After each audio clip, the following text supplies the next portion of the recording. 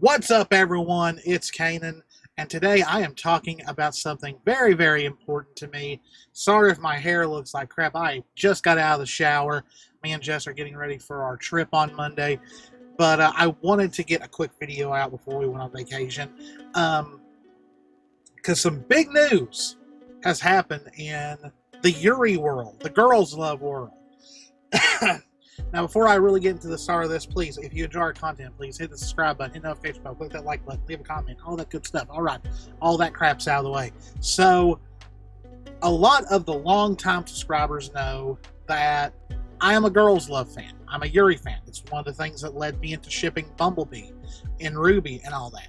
And I want to go over real quickly, before I talk about the actual subject, my brief history with the Yuri genre. So, oh gosh, when was it? Probably about the early 2010s.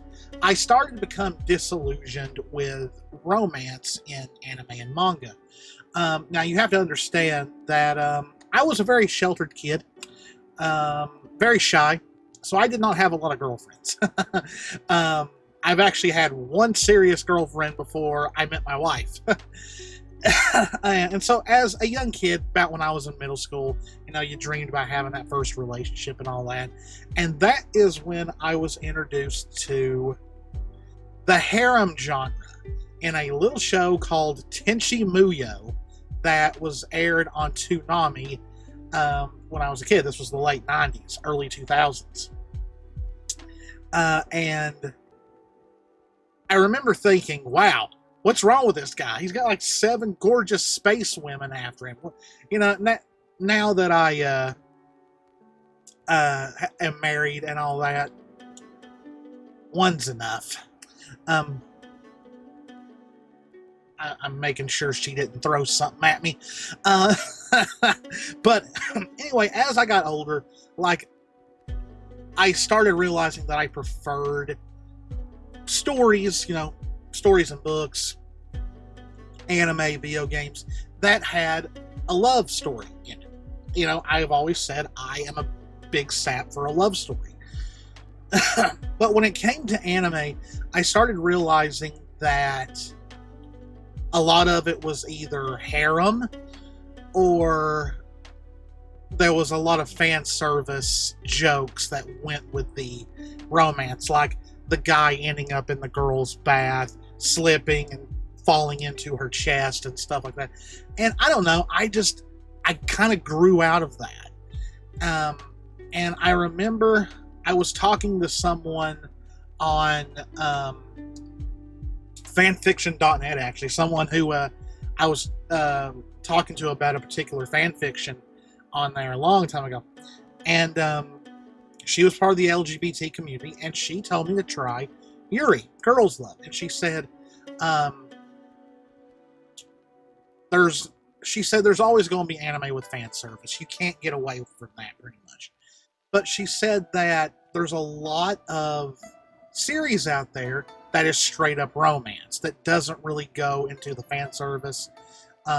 And the anime that she suggested me watch was a little anime called Strawberry Panic. And to this day, it is one of the few animes that has made me cry. I cannot watch the final episode with the final kiss without crying. The music and the build-up, it just gets to me. I cry like a little baby. And from that point, I started really only reading and watching Girls Love. Now, of course, there are some out there that don't really hit the mark, and then there's some that I have absolutely fallen in love with, like I'm in love with the villainess, I can't say no to the lonely girl, Rainbows After Storms, like a good few, Bloom Into You, all the ones that people really, really cling to. Now, as I got into the Yuri fandom and became, at that time a supporter of the LGBT community before joining the community myself,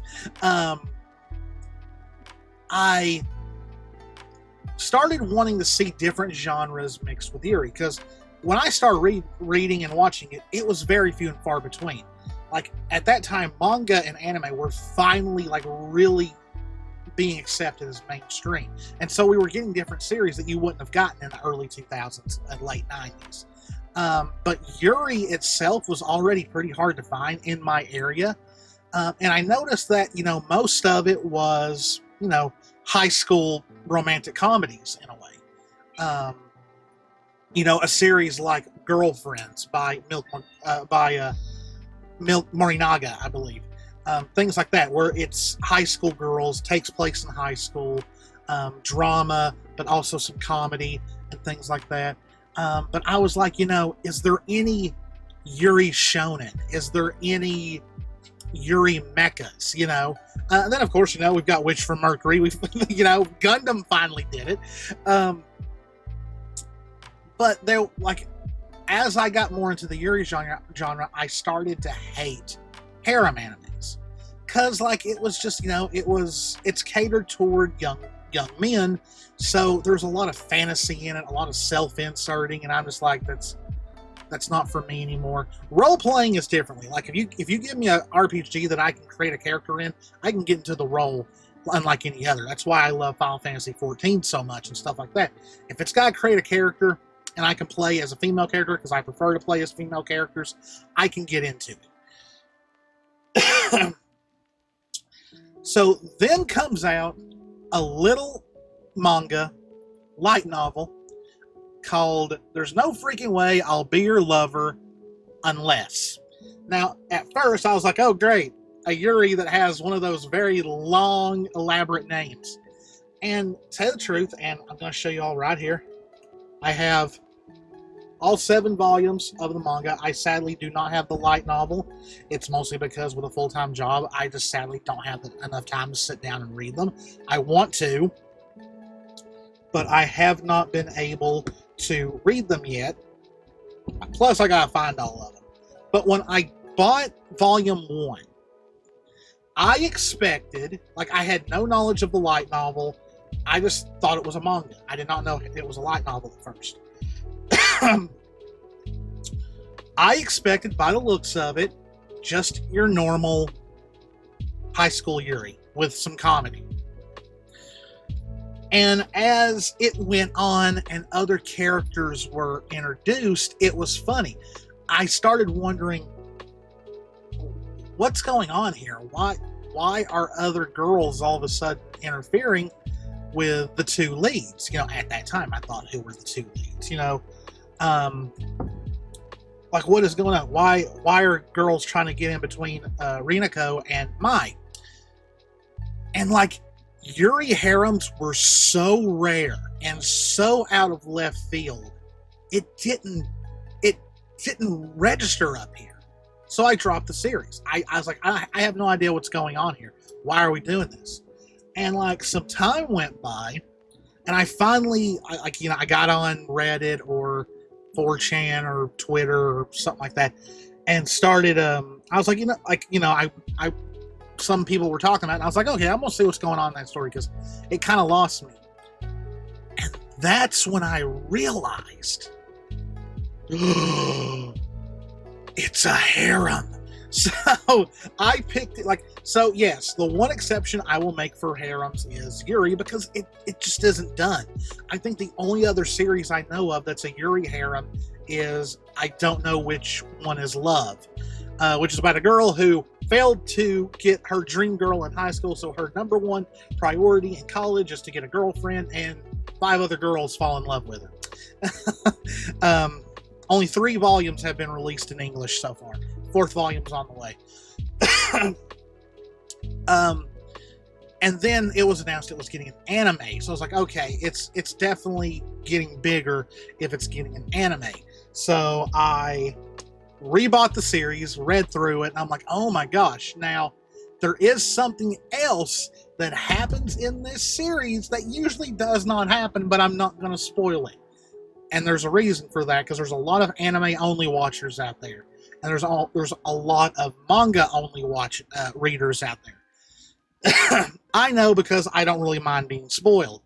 So when the anime was announced, I was like, okay, I'll watch it. Now, the studio that made the anime was Mother, and there was already some worry about that because they are the ones who did the Whisper Me a Love Song anime, and it had a lot of issues. Great manga. If you ever have a chance to read it, go read it. But yeah, the anime had a lot of issues. So I didn't know what to expect. And like I was really wondering what was going on because, you know, Crunchyroll had reported that it was getting an anime, which, I mean, I've come to find out Crunchyroll will report on any anime even if they're not carrying it. But I was shocked that they were showing it for free on YouTube. So that already worried me. I was like, they don't have a whole lot of hope for this one. They don't expect it to do well. So the first episode came out, and I will go ahead and say, if you love animation, watch this anime. It has got some of the best animation I have ever seen a Yuri anime get. The opening theme is a banger. The closing theme is a banger. The voice actresses for all 5 girls is amazing, and other characters. And, you know, it also, at first I was worried it was going a little too fast. Like, I tried to get Jess to watch the first episode with me, and, like, the first few seconds of episode 1 perfectly capture what it's like almost to have, like, a panic/anxiety attack from overstimulation. And Jess had to stop watching. Like, it was overstimulating her. But as the anime aired, people loved this anime for its animation, for its characters, for its writing. The fact that the romance does not take forever to pick up. You know, now everyone is saying that Rinako is the best harem MC ever, you know, because she's actually likable. There's a lot of harem MCs who are not likable whatsoever. But there is always the worry that, because for me, whenever my favorite mangas get anime announcements, I don't get that excited because they're usually only 12 episodes long. And usually by the time the anime airs, the manga or light novel is nowhere near to being finished. So you're only getting a very little of the story animated. From what I've been told by many credible sources, it's mostly because manga and light novels sell way more than anime Blu-rays and all that in Japan. And so, sadly, in this day and age, anime is mostly just a marketing tool for the manga or light novel because they want people to watch it, and then when they leave you on a cliffhanger, you'll go and read the manga or the light novel. But when this one first aired, there was already some rumors and chatter going around that it may not end at 12 episodes. And that's very rare for a Yuri anime. Now, there are a few that are exceptions. Some Yuri animes got 24 episodes back in the day. There are some that even got second seasons, like Yuri. And, of course, the most recent one, Gushing Over Magical Girls, if you're into that sort of series. So, many did not expect this, a typically still high school Yuri that is a harem, to get much attention. But the reception to this was unlike something I'd ever seen for a Yuri anime, especially in the United States. The viewing numbers on YouTube were greater than most of the series that this channel was also airing. I think the only other one that got maybe bigger views was Uma Musume, and we all know why. But yeah, there was rumors that it may actually get 17 episodes. But, you know, it was a rumor. There was no real teasing or talk about that ever happening. But as the weeks went on, there were people who could not wait for Monday to watch the newest episode of this anime. And like the view numbers on anime top 10 lists for views of the week, it was always in the top 10. One week on one particular list, it was ranked number 1 in Japan. The light novel sales went up because of this anime, and someone who posted the ranking said they had never seen a Yuri climb that high because of its anime. It rose to like number 3. So there was many hopes that a second season would get announced. Now, usually, if an anime does get a second season, one of two things happens. One, it's announced at the end of the most current episode with like a to be continued or something like that. Reincarnated as a Sword, one of my all-time favorite animes, got a to be continued after the first season, and the second season is currently planned, I believe, to be airing soon. I think into next year, actually. And then there are other animes where it's years until a second season happens. So you never know. I mean, I really still wish that I'm in Love with the Villainous got a second season. Who knows? It might eventually happen one day. But until then, we're stuck with only 12 episodes. So the day of the last episode came and went. And that very day, this anime did something that few Yuri animes do. And it's going to be doing something that I don't think a Yuri anime has ever done.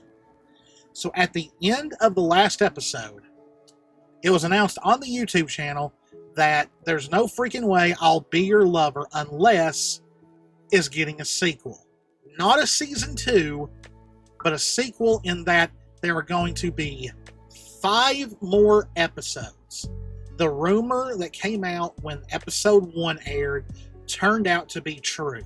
That it was not going to be just 12 episodes. So this is what Crunchyroll posted on Crunchyroll News.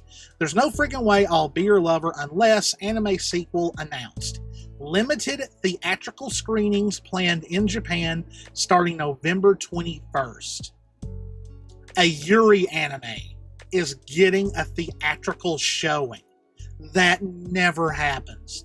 That absolutely never happens. I cannot remember, even series like Bloom Into You, which got extraordinary fanfare, did not get this kind of treatment. It's wild. It is literally doing something that Yuri manga and anime and light novels just don't get. A sequel is officially in the works for There's No Freaking Way I'll Be Your Lover Unless anime, which adapts writer Teran Mikami and illustrator Eku Takishima's light novel series. Following the end of the first season, the official accounts confirmed the production of a 5-episode sequel depicting the 4th volume of the original light novel. A broadcast date for the 5 episodes was not announced at the time of reporting. And that's mostly because they're going to show it in theaters all as just like one movie, pretty much. And then after that, they're going to cut it up into 5 episodes to air on television. And I gotta say, I am so happy that the 5 episodes are going to cover the 4th volume of the light novel, because, y'all, the ending of the 4th volume, I cannot wait to see animated. It is going to be amazing. Ahead of the premiere, the sequel will be reconstructed into a special theatrical edition titled There's No Freaking Way I'll Be Your Lover Unless Next Shine, that will get a limited screening in Japanese theaters on November 21st. Check out the new announcement, teaser trailer, and visual that arrived along with the news below. It goes on to say that the director of the first season at Studio Mother with series competition by Narushia Arakawa. The director's name is Natsume Uchinuma. Character designs by Koji, and music by Yoshiaki Fujisawa. Teran Mikami and Iku Takishima created the original light novels. 7 Seas Entertainment publishes an official English version of the original light novels and Mushu's manga adaptation. Here's how Remao described the sequel. Now, Remao are the ones putting it out on YouTube, and I'm so thankful they did it for free. Rinako Amari, a former gloomy and socially awkward girl, and please forgive me for misinterpreting any names. I've been reading these names for a while in the manga, and I never heard them pronounced, and though technically I've still not heard them pronounced in English, I've heard them pronounced in Japanese a little bit, so yeah. A former gloomy and socially awkward girl, reinvented herself for high school and successfully made her debut. She even managed to join the top-tier popular group, only to be suddenly confessed to by two of its brightest stars. One is the school's ultimate prince, Mai Oduka, and the other, the beloved angel of the campus, Ajisai Sina. There's no way she can handle both their affections. No freaking way. While still struggling to give them an answer, Rinako agrees to help her friend. I have never been able to pronounce her name correctly, but I'm just going to try. Kao. By joining a cosplay event, it's the perfect excuse to delay her reply, or so she thought. But as she witnesses Kao's passion firsthand, something begins to stir inside her. What is that she truly wants? What is she truly searching for? Can she really not become someone's lover? Or has that no freaking way not been so impossible after all? So yeah, they're kind of teasing you there with how it is going to end. Now, as of right now in the light novel series, it is not really known where Kao and Sasuke, the one with the black hair, is really going to end up. Sasuke does kind of have feelings for Mai, the blonde, and she kind of has feelings for Rinako as well, if you've been watching the anime. So we don't really know. And the blue-haired one, I don't want to butcher her name anymore, does kind of have a fangirl crush on Mai, the blonde one. So it's like this all the time. But I cannot wait. Like, I never thought I would be excited for a harem anime ever again, or series, much less. But like, for me, this series does Yuri harem very, very well, and it becomes something else eventually that I am not going to spoil. Look it up if you want to know. But if you're a light novel reader, you know. So, but yeah, I just wanted to go over this because, like I said, this is very exciting. This is very unheard of. It, in a way, kind of did break the Yuri curse of only having 12 episodes. That's been going on for way too long, even though there have been some who have broken that curse already. Hopefully the 5 episodes do well enough, and the light novels and mangas and all that keep doing well, so that we will get a full season 2, but we will have to see. But let me know in the comments if you have watched the anime, if you've read the manga, or if you've read the light novels. Tell me what you enjoyed, who your favorite girl is, maybe, and all that. But I'm going to head out of here. This will go up sometime this upcoming week. But yeah, Yuri is really doing good right now. But hope y'all enjoyed it. If you did, please hit the subscribe button, hit the notification bell, click that like button, leave a comment, all that good stuff. As always, guys, this is Cannan. Me and Jess love you all very, very much. Please stay safe out there. Take care of yourselves, and I will see you in the next one. See ya.